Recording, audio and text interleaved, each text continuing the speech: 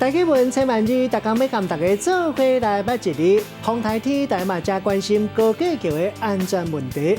今仔日要甲大家小解这一日，咱同齐来看到，这头做架高架第三条，架是放物件的器具，咱讲架啊，像讲放菜架啊，咱讲菜架啊。若是卖菜伫咧放菜架啊，咱讲是菜架啊。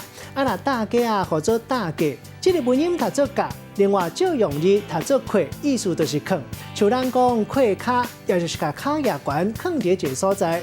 带大家做伙来小解这两个词。头一个读做高架桥，嘛有人读做高架桥，这是一款用高架钢铁土条的超过地面的桥，有的是铺铁基路，下过山谷、河，或者是一般的车路。第二个词读做红架岛，是拜神明或者是拜神明和祖先的岛啊。咱用一句话来举例，甲这两个词合做伙。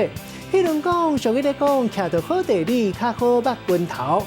照传统地理赛看法，认为神明红架岛这唔通向高架桥，啊若无会亲像有姜向着神明共款会去煞着。